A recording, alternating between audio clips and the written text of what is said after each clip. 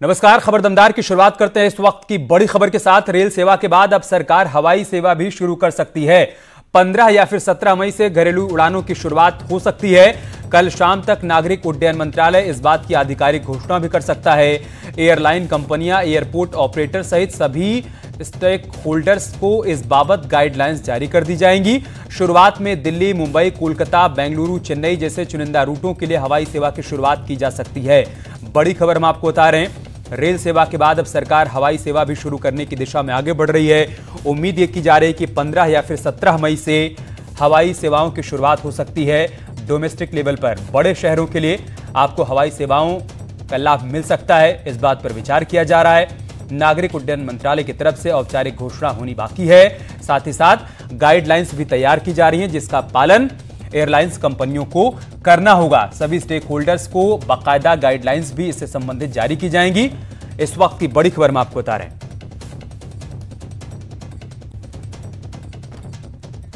वहीं corona virus और lockdown के दौर के बीच भारतीय रेल एक बार फिर से पटरी पर दौड़ती हुई नजर आई। 50 दिनों के बाद रेल सेवा एक बार फिर से शुरू हो गई है। दो तस्वीरें हम आपको दिखा रहे हैं। पहली तस्वीर में आप वो ट्रेन देख सकते हैं जो नई दिल्ली से बिलासपुर के लिए रवाना हुई है। शाम 4 बजे यह ट्रेन रवाना हुई। ट्रेन में 1177 यात्री सवार थे। यह ट्रेन बुधवार की दोपहर 12 बजे बिलासपुर पहुंच जाएगी। वहीं दूसरी ट्रेन नई दिल्ली से डिब्रूगढ़ के लिए रवाना हुई है। इस ट्रेन में 1122 यात्री सवार हैं। इसके अलावा बेंगलुरु जाने वाली तीसरी ट्रेन रात 9:15 पर नई दिल्ली स्टेशन से रवाना होगी, जिसमें 1162 यात्री सवार होंगे।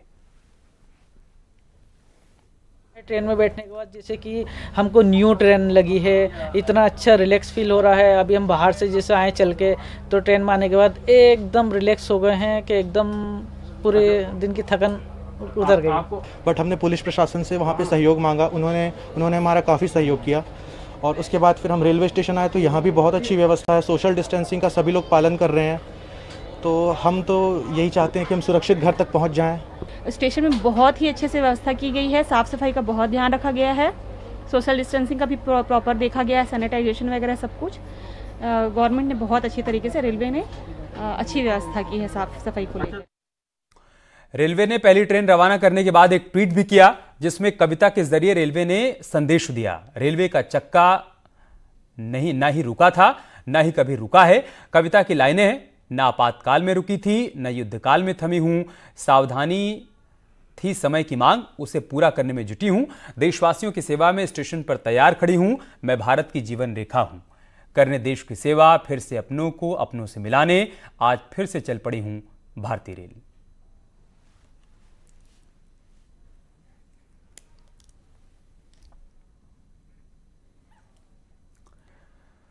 कोरोना संकट और लॉकडाउन के बीच प्रधानमंत्री मोदी आज एक बार फिर से देश को संबोधित करने वाले हैं। अब से करीब 1 घंटे बाद पीएम देश को संबोधित करेंगे। इस दौरान सरकार की ओर से कोरोना को रोकने के लिए उठाए जा रहे कदमों के बारे में पीएम बात करेंगे। इसके साथ ही पीएम अपने संबोधन में कई बड़ी घोषणाएं भी कर सकते हैं। फिलहाल पीएम क्या बोलने वाले हैं, अलग अलग शहर के लोगों का क्या कुछ कहना है, ये जानने के लिए हमारे संवाददाता भी हमारे साथ जुड़ चुके हैं। लखनऊ से अजीत सिंह हमारे साथ जुड़ चुके हैं, दिल्ली से शैलेंद्र वांगू हमारे साथ जुड़ चुके हैं, देहरादून से दीपांकर भट्ट भी हमारे साथ जुड़ चुके हैं। शैलेंद्र जी, मैं सबसे पहले आपके पास ही आऊंगा। हर किसी के मन में एक ही सवाल है कि पीएम बोलेंगे तो क्या लॉकडाउन खोलेंगे?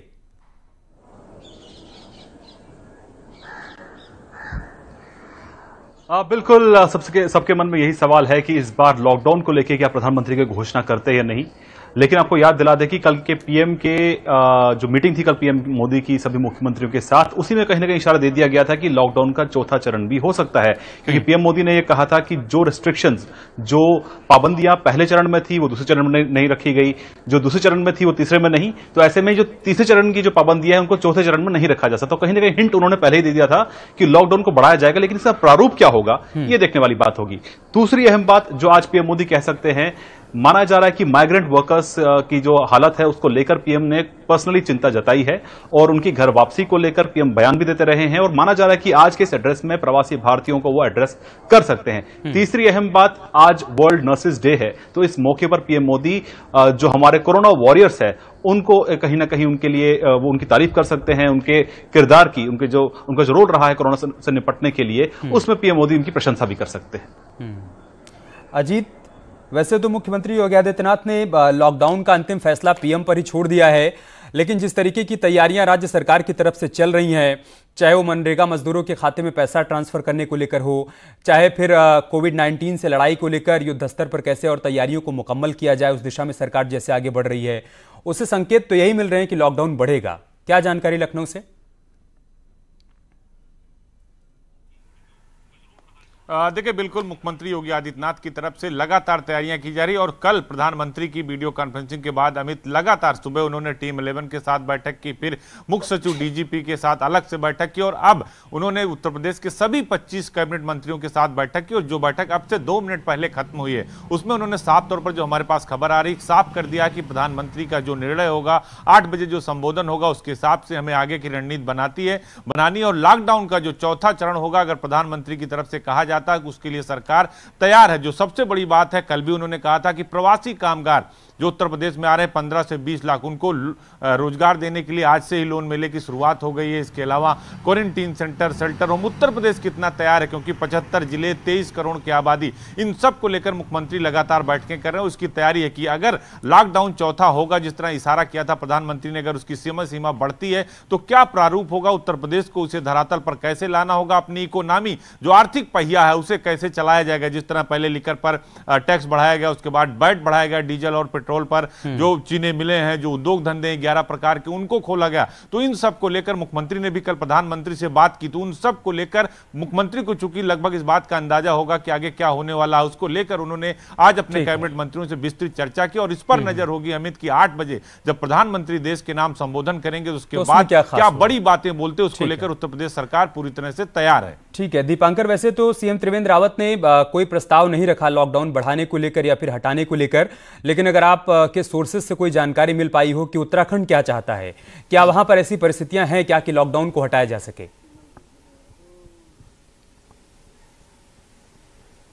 बिल्कुल अमित, जो कल बैठक हुई थी प्रधानमंत्री नरेंद्र मोदी के साथ मुख्यमंत्रियों की, उसमें त्रिवेंद्र सिंह रावत की तरफ से यही बातें रखी गई, खासतौर पे ग्रीन जोन के जो डिस्ट्रिक्ट्स हैं वहां पर क्या हम थोड़ा सा आगे बढ़ सकते हैं, वहां पर छूट और ज्यादा दी जानी चाहिए। और अमित, अब खास बात यह है कि 15 मई आने वाला है। आमतौर पर जो बाकी सालों में 15 मई आता था और 30 जून तक, इन 45 दिनों को उत्तराखंड के लिए खास इसलिए माना जाता है क्योंकि 4 धाम की यात्रा की शुरुआत होती है, देश भर के यात्री यहां पर आते थे, तमाम लोगों की रोजी रोटी से जुड़ी हुई थी। इसके अलावा चाहे मसूरी हो, नैनीताल हो, टूरिस्ट स्पॉट्स में टूरिस्ट आते थे, तो कारोबारी हो चाहे होटल कारोबारी हो, उन लोगों का बिजनेस इन 1.5-2 महीने में लगभग 6-8 महीने के लिए अपना कारोबार करते थे। लेकिन इस समय सबसे ज्यादा डिस्टर्ब वही कारोबारी हुए हैं। तो मुख्यमंत्री ये चाहते हैं कि इन लोगों को एक छूट जरूर दी जाए यहां पर, क्योंकि टूरिस्ट को नहीं लगता, आम लोगों को भी नहीं लगता कि टूरिज्म अगले 6-8 महीनों तक कहीं स्मूथ हो पाएगा। तो वहां पर एक छूट की जरूरत है। छोटे उद्योग यहां पर हैं, उनमें रियायत की बात की जा रही है। और सबसे बड़ी बात यह कि उत्तराखंड में पिछले जो 6-7 केसेस आए हैं कोरोना के, वो कोरोना केसेस वो हैं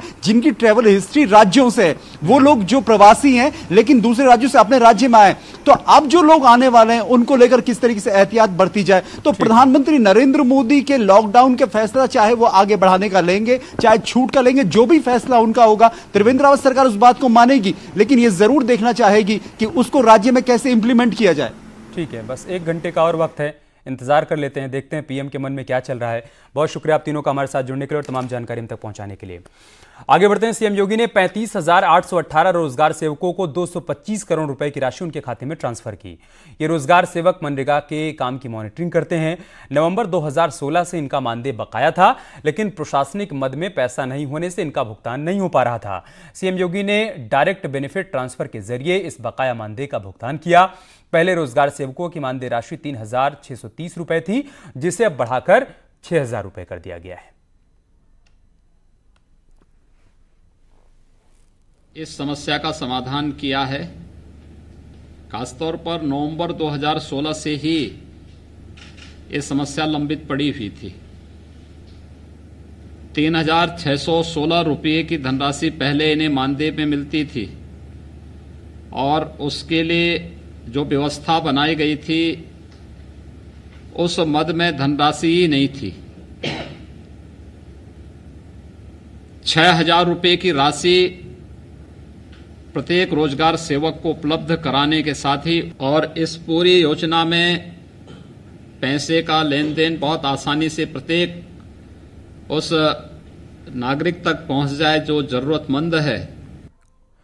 इसके अलावा सीएम योगी ने दूसरे राज्यों से आ रहे लाखों प्रवासी श्रमिकों को लेकर कहा है कि सभी को क्वारंटाइन समय पूरा करना होगा और उसके बाद उनको रोजगार दिया जाएगा। पहली मार्च से लेकर अब तक 10 लाख से अधिक प्रवासी कामगार और श्रमिक वापस आया है और मेरा अनुमान है कि अगले 10 दिन के दौरान 10 लाख से अधिक प्रवासी कामगार और श्रमिक वापस आएगा। इन सब के लिए अलग अलग जगहों पर उनकी स्किलिंग के अनुसार रोजगार की व्यवस्था बहुत बड़ा काम हो सकता है और ये संभावनाएं उत्तर प्रदेश राज्य में पहले से मौजूद हैं। हम लोग इसके लिए अलग अलग हम लोगों ने नीतियां भी बनाई हैं और उस प्रकार के एक कार्यक्रम को आगे बढ़ाने के लिए एक बेहतर रोड मैप तैयार किया है। इस दौरान उन्हें 1000 रुपए का भरण पोषण भत्ता अलग से सरकार दे रही है, लेकिन जैसे ही होम क्वारंटाइन का उनका कार्य अवधि समाप्त होगी उन्हें रोजगार की आवश्यकता पड़ेगी और उनके रोजगार की दृष्टि से हम लोग अलग अलग कार्यक्रम कर सकते हैं और इन चीजों को माध्यम इस कार्यों को हम और मजबूती के साथ बढ़ा करके तेजी के साथ आगे कार्य कर सकते हैं। मुझे लगता है कि अलग अलग सेक्टर में अलग अलग कार्य हैं। हमारा सूक्ष्म लघु और मध्यम उद्यम है, एमएसएमई सेक्टर, लाखों लोगों को नौकरी और रोजगार वहां दिया जा सकता है। ग्रामीण क्षेत्र में मनरेगा रोजगार सृजन का एक बहुत बड़ा माध्यम बन सकता है। हमारा प्रयास होना चाहिए कि प्रतिदिन 50 लाख लोग उत्तर प्रदेश के अंदर मनरेगा के रोजगार के साथ जुड़ें। अगर 50 लाख लोगों को हम गांव-गांव में लोगों को रोजगार देना प्रारंभ कर देंगे तो स्वाभाविक रूप से एक पैसा सर्कुलेशन में आएगा और यह पैसा अर्थव्यवस्था को एक नया बल देगा, नई गति देगा। उधर लॉकडाउन के चलते राजस्व में आई कमी का हवाला देकर यूपी सरकार ने जिन 6 भत्तों को 31 मार्च 2021 तक के लिए स्थगित किया था, अब उन भत्तों को हमेशा के लिए खत्म कर दिया गया है। सोमवार को कैबिनेट बाई सर्कुलेशन में 6 भत्तों को खत्म करने के प्रस्ताव को मंजूरी दे दी गई। वित्त विभाग की ओर से प्रेस नोट जारी किया गया है जिसमें सचिवालय भत्ता समाप्त किए जाने का आदेश जारी किया गया है। इससे पहले 24 अप्रैल को 6 प्रकार के भत्तों को 31 मार्च 2021 तक के लिए स्थगित किया गया था। अनुमान के मुताबिक 6 प्रकार के भत्तों को खत्म करने से सरकार को 1 साल में तकरीबन 1500 करोड़ रुपए की बचत होगी। शासन की ओर से जारी आदेश में कहा गया है कि कोरोना आपदा के चलते सरकारी खजाने को भारी नुकसान हुआ है, लिहाजा सरकार को फैसला लेना पड़ा है।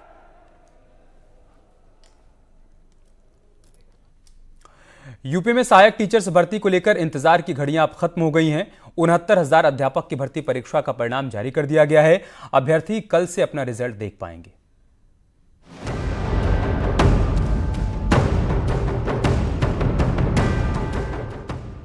यूपी में 69,000 सहायक अभ्यर्थी भर्ती परीक्षा 2019 का फाइनल रिजल्ट घोषित कर दिया गया। 1,46,060 अभ्यर्थियों ने शिक्षक भर्ती परीक्षा पास की है। 4,31,466 अभ्यर्थियों ने अपना रजिस्ट्रेशन करवाया था। 4,09,530 अभ्यर्थी परीक्षा में शामिल हुए थे। इस परीक्षा में पास होने वाले अभ्यर्थी कल से अपना रिजल्ट देख पाएंगे। 1,46,060 बच्चे अगर वो क्वालिफाई कर रहे हैं इस कट ऑफ पर, इसका मतलब हमारे पास एक बहुत अच्छी श्रृंखला है अभ्यर्थियों की और बहुत ही मेरिटोरियस अभ्यर्थी हमको शिक्षक के रूप में मिलने जा रहे हैं। अब इसकी अगली प्रक्रिया ये होगी कि इनके एकेडमिक क्वालिफिकेशन के अंक जोड़ करके फाइनल मेरिट बनेगी। सरकार में मंत्री सतीश द्विवेदी ने पास होने वाले छात्रों को बधाई संदेश दिया है। इसी रिजल्ट के आधार पर अभ्यर्थियों को शिक्षक बनने का मौका मिलेगा। सरकार जल्द ही मेरिट लिस्ट जारी कर नौकरी का इंतजार कर रहे अभ्यर्थियों को बड़ी सौगात दे सकती है। 69,000 की एक अंतिम सूची बनाई जाएगी और उनसे फिर जिलों की प्राथमिकता मांग करके नियुक्ति प्रक्रिया संपन्न की जाएगी। जो लोग सफल हुए हैं इसमें, मैं उनको अपनी शुभकामनाएं देता हूं, उनके उज्जवल भविष्य की कामना करता हूं। लेकिन इस बीच न्यूज 18 की खबर का बड़ा असर हुआ है। जिन 3 विवादित प्रश्नों के अंकों को लेकर विवाद था, उसका समाधान कर लिया गया। दरअसल सहायक अध्यापक की भर्ती को लेकर इलाहाबाद हाईकोर्ट की लखनऊ बेंच ने 6 मई को महत्वपूर्ण फैसला सुनाया था। कोर्ट ने कट ऑफ तय करते हुए जल्द ही नियुक्ति का आदेश दिया था, लेकिन ये मामला अब सुप्रीम कोर्ट पहुंच गया है। 6 जनवरी 2019 को अध्यापक भर्ती की परीक्षा हुई थी। 8 जनवरी 2019 को चारों सीरीज की आंसर शीट जारी की गई थी। वहीं 11 जनवरी तक अभ्यर्थियों ने ऑनलाइन आपत्तियां भेजी थी, जिसका समाधान किया गया है। सरकार ने भले ही परीक्षा परिणाम घोषित कर दिया हो, लेकिन कट ऑफ का विवाद सुप्रीम कोर्ट पहुंच गया है। सरकार ने हाई कोर्ट के आदेश के मुताबिक 7 दिन में रिजल्ट घोषित कर दिया। दरअसल कट ऑफ को लेकर विवाद है। सामान्य वर्ग के लिए 65% अंक, अनुसूचित जाति, अनुसूचित जनजाति एवं अन्य पिछड़ा वर्ग के लिए 60% कट ऑफ के आधार पर परीक्षा परिणाम घोषित किया गया है। Bureau report news 18। और एक बड़ी खबर बदायूं से आ रही, जहां पर बीजेपी नेता की हत्या हो गई है। एससी प्रकोष्ठ के मंडल अध्यक्ष की पीट कर हत्या कर दी गई है। बीजेपी का पूर्व बूथ अध्यक्ष इसमें घायल भी हुआ है। दो पक्षों के बीच लाठी डंडे चले थे। 3 दिनों से दो गांवों के लोगों के बीच विवाद चल रहा था। उसामा थाना क्षेत्र का पूरा मामला है। संवाददाता चितरंजन हमारे साथ फोन लाइन पर जुड़ चुके हैं। चितरंजन, क्या जानकारी है, क्यों हुआ ये विवाद? ये विवाद गांव में स्प्रे को लेकर, खेतों में स्प्रे को लेकर दो गांव में विवाद हो रहा था और वही विवाद आगे बढ़ता रहा और उसी विवाद में जो ये बूथ अध्यक्ष हैं अनुसूचित जाति के, इनको पीट के हत्या कर दी गई है। इनके साथी जो है पूर्व बूथ अध्यक्ष हैं, उनको घायल कर दिया गया है और इनकी इलाज के दौरान इनकी मौत हुई है। जाहिर सी बात है, इसमें दातागंज विधायक भी मौके पे पहुंचे हुए हैं, पुलिस कप्तान और सारे लोग इस केस की मॉनिटरिंग पे लगे हुए हैं। कई थानों की फोर्स भी लगा दी गई है। बड़ी घटना है जी। ठीक है चितरंजन, आप इस घटना पर नजर बनाए रखिएगा। हम आपके पास आएंगे अपडेट के लिए। शुक्रिया आपका हमारे साथ जुड़ने के लिए और जानकारी हम तक पहुंचाने के लिए। इलाहाबाद विश्वविद्यालय का नाम नहीं बदला जाएगा। नाम बदले जाने के प्रस्ताव को विश्वविद्यालय की कार्य परिषद ने खारिज कर दिया है। एचआरडी मंत्रालय ने इस मामले में कार्य परिषद के 15 सदस्यों से राय मांगी थी, जिसे 12 सदस्यों ने गैर जरूरी बताते हुए नकार दिया। इलाहाबाद यूनिवर्सिटी की पुरानी पहचान कायम रहेगी। एचआरडी मंत्रालय ने नाम बदलने को लेकर यूनिवर्सिटी से जो राय मांगी थी, उसे कार्य परिषद के सदस्यों ने खारिज कर दिया है। कार्य परिषद के 12 सदस्यों ने प्रस्ताव का विरोध जताया और नाम न बदले जाने का प्रस्ताव दिया। सभी को ईमेल भेजा गया था, जितने कार्य परिषद के सदस्य हैं। अभी वर्तमान में 15 संख्या थी और उसमें से 12 लोगों ने अपना उत्तर समय के अंदर जो जब तक भेजना था प्रस्ताव दे दिया था और उस प्रस्ताव जो कुछ भी उनका निर्णय था वो भेज दिया गया मंत्रालय को। और उन सारे 12 लोगों ने ही जो वर्तमान नाम है इलाहाबाद विश्वविद्यालय, इसके प्रति अपनी सहमति जताई थी कि इसी नाम के साथ विश्वविद्यालय को कंटिन्यू करना चाहिए। पूरब का ऑक्सफोर्ड कही जाने वाली इलाहाबाद यूनिवर्सिटी का अपना गौरवशाली इतिहास रहा है। 135 साल पुरानी इस यूनिवर्सिटी से कई ऐसे नाम जुड़े हैं जिन्होंने न केवल यूपी का नाम देश भर में रोशन किया, बल्कि दुनिया भर में भारत को नई पहचान दिलाई। यहाँ से पढ़े छात्र देश के राष्ट्रपति और प्रधानमंत्री के अहम पदों पर आसीन हो चुके हैं। पूर्व राष्ट्रपति शंकर दयाल शर्मा, पूर्व पीएम वीपी सिंह और चंद्रशेखर भी इसी यूनिवर्सिटी से पास आउट हैं। इलाहाबाद यूनिवर्सिटी की स्थापना 23 सितंबर 1887 को हुई थी। देश का सबसे पुराना चौथा विश्वविद्यालय है। सर विलियम म्योर के नाम से कॉलेज की स्थापना हुई थी। 1921 में इलाहाबाद विश्वविद्यालय एक्ट से विश्वविद्यालय का दर्जा मिला। 1923 में पहले छात्र संघ का गठन हुआ। एशिया का सबसे पुराने छात्र संघ का दर्जा मिला। पूर्व पीएम वीपी सिंह 1949 में विश्वविद्यालय के छात्र संघ उपाध्यक्ष रहे, जबकि आजाद भारत के पहले छात्र संघ अध्यक्ष गौरव पूर्व सीएम एनडी तिवारी को मिला। दरअसल अक्टूबर 2018 में इलाहाबाद जिले का नाम बदलकर प्रयागराज किया गया था, जिसके बाद यूनिवर्सिटी का नाम बदलने की भी मांग उठ रही थी। न्यूज़ 18 के लिए प्रयागराज से सर्वेश दुबे की रिपोर्ट। इस फैसले का विरोध यहाँ के छात्र नेता और तमाम राजनीतिक दल भी कर रहे थे। अब जिस तरह से कार्य परिषद के सदस्यों ने इसका विरोध जताया है, उस पर विश्वविद्यालय ने अपनी रिपोर्ट एमएचआरडी को भेज दी है। यानी कुल मिलाकर अब गेंद एमएचआरडी के पाले में है और अगर एमएचआरडी वीटो का प्रयोग नहीं करता है तो फिलहाल इलाहाबाद सेंट्रल यूनिवर्सिटी का नाम नहीं बदला जाएगा। कैमरा पर्सन संजू मिश्रा के साथ सर्वेश दुबे, न्यूज़ 18 प्रयागराज। और एक बड़ी खबर नोएडा से है। जिले में 24 घंटे में 6 और मरीज मिले हैं। अब तक जिले में कुल मिलाकर 230 मरीज सामने आ चुके हैं। नोएडा में अब तक 3 कोरोना पॉजिटिव मरीजों की मौत भी हो गई है। बड़ी खबर हम आपको नोएडा से बता रहे हैं, जहां पर 6 नए केस सामने आए हैं। बीते 24 घंटे में 6 नए मामले सामने आए हैं और जिले में अब तक कुल मिलाकर 230 लोग कोरोना पॉजिटिव पाए गए हैं। 3 लोग कोरोना से अपनी जान भी गंवा चुके हैं। तमाम एहतियातन कदम यहां पर उठाए जा रहे हैं। उसके बावजूद कोरोना के नए केस हर दिन सामने आ रहे हैं। 24 घंटे में ही 6 नए मामले सामने आ गए हैं। और अब खबर बलरामपुर से, जहां पर एक गांव में तेंदुआ घुस आया जिसने 9 लोगों को घायल कर दिया। ग्रामीणों की माने तो गांव में 2 तेंदुए घुसे हैं, जिसकी वजह से पूरे गांव में दहशत का माहौल है। अभी भी तेंदुआ गांव में ही मौजूद है। वन विभाग की टीम मौके पर है और तेंदुए को पकड़ने का हर प्रयास किया जा रहा है। उधर पीलीभीत के मरिया थाना क्षेत्र में पड़ने वाले गांव पंडरा रामदास में बाघ की चहलकदमी देखी गई है, जिससे इलाके के लोगों में दहशत है। लोग खेतों में जाने से डर रहे हैं। बाघ की मौजूदगी के बावजूद वन विभाग ने अभी तक इलाके में बाघ पकड़ने के लिए कोई भी पिंजरा नहीं लगाया है। जब पूरा देश लॉकडाउन का पालन कर रहा है तो उस वक्त कर्नाटक के बीजेपी के विधायक CS निरंजन के बेटे कुमार का एक वीडियो वायरल हो रहा है। इस वीडियो में सीएम निरंजन के बेटे लॉकडाउन की धज्जियां उड़ाते हुए नेशनल हाईवे गुंडलूपेट पर घुड़सवारी करते हुए नजर आ रहे हैं। घुड़सवारी करते वक्त विधायक के बेटे ने ना तो मास्क पहना है और ना ही कोरोना वायरस से बचाव के लिए अन्य सावधानियां बरत रहे हैं। महामारी के इस दौर में एक विधायक के बेटे द्वारा इस तरह का काम किया जाना निंदनीय है। और चलिए इसके साथ इस बुलेटिन में इतना है, लेकिन खबरें जारी हैं। आप बने रहिए हमारे साथ। नमस्कार।